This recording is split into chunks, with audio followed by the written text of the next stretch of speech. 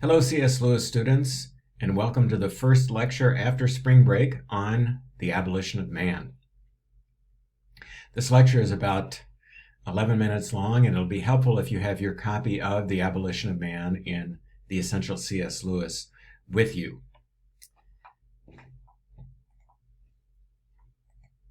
Often we separate Lewis's achievements in fiction from his works in nonfiction prose or apologetics, works such as Mere Christianity and The Abolition of Man.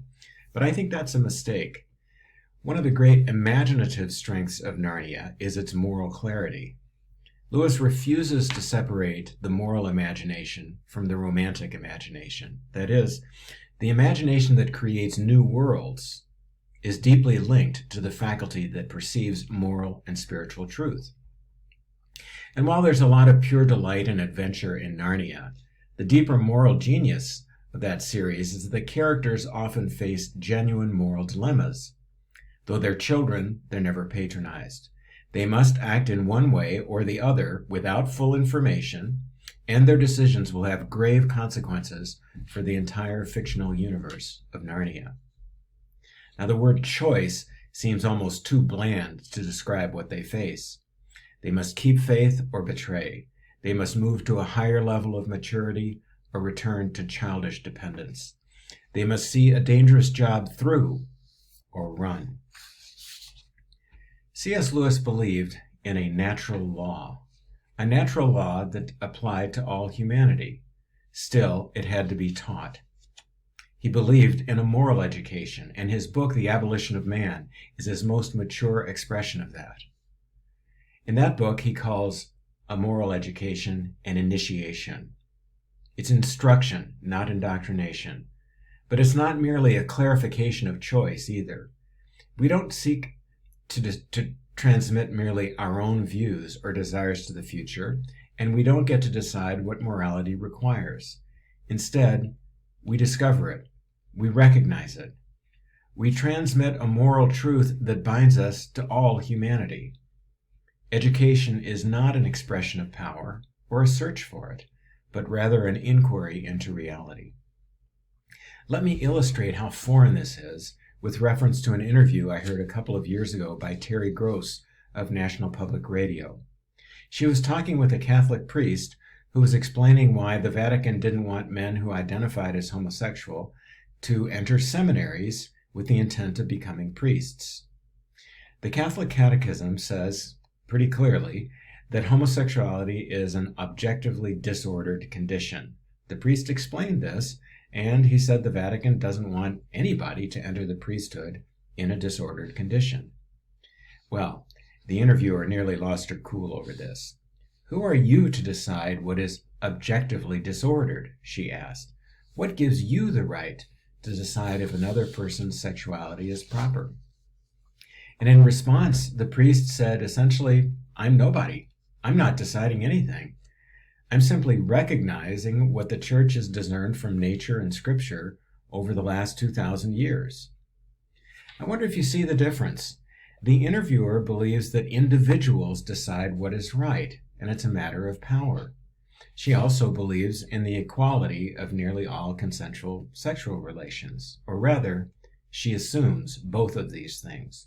She assumes that the final moral authority is the individual and his or her private decisions, limited only by the interviewer's other assumptions about equality. Well, her assumptions may be right or wrong, but what's important is that we recognize them as assumptions.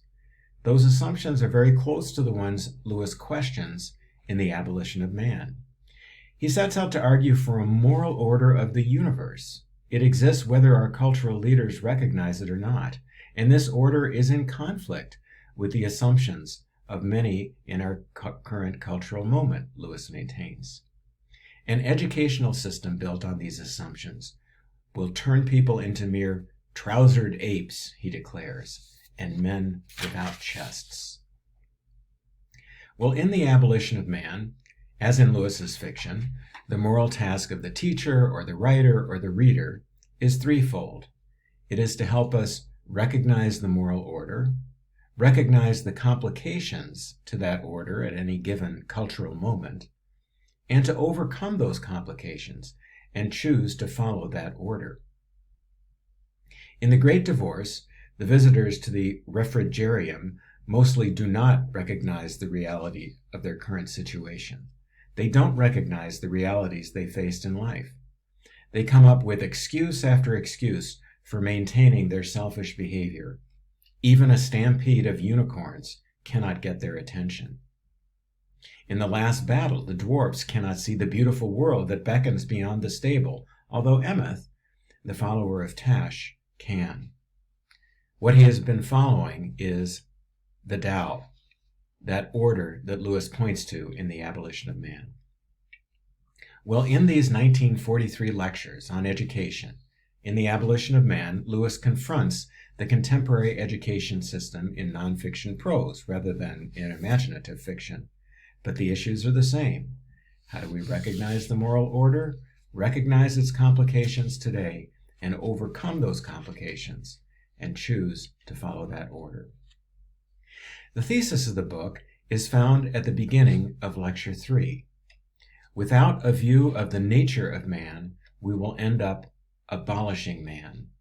Or, to put it another way, our belief that we can obtain full control over ourselves means that we believe we can make our species whatever we want.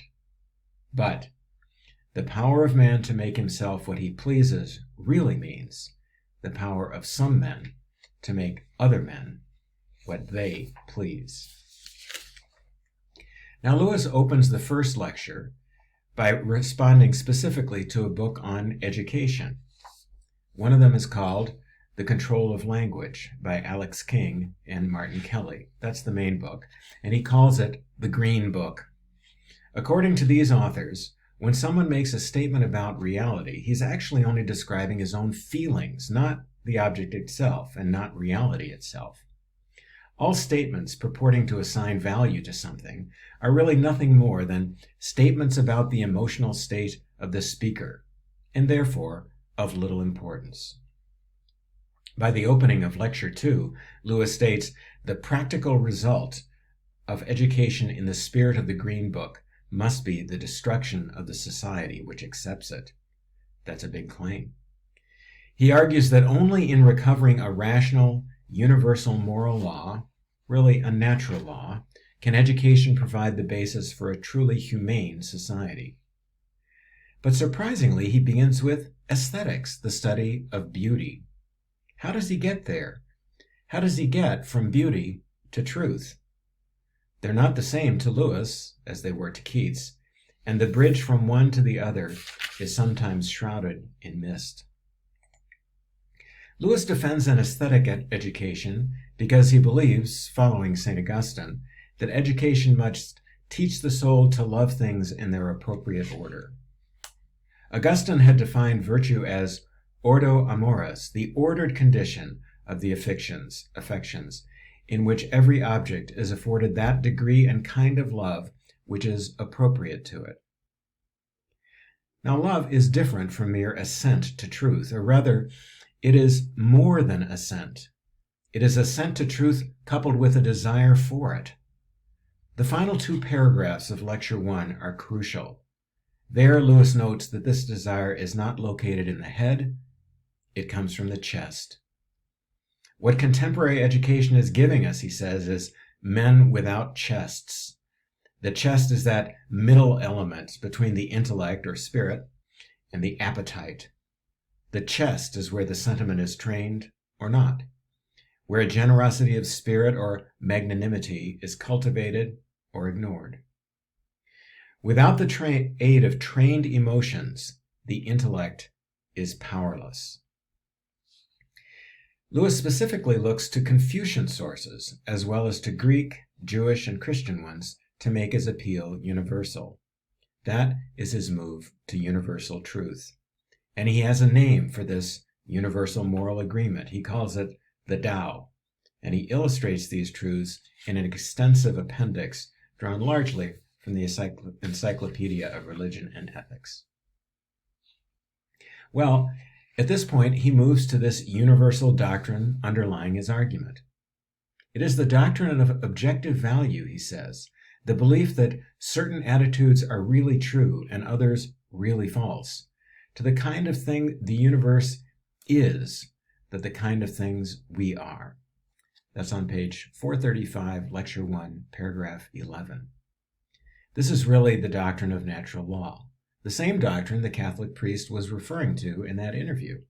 It's what Emeth perceived in the last battle, and it is completely at odds with our cultural assumptions that we make ourselves into whatever we want, that we will be happier with a fluid identity, that human choice by itself is the defining human activity, and that all preferences really come down to little more than assertions of power.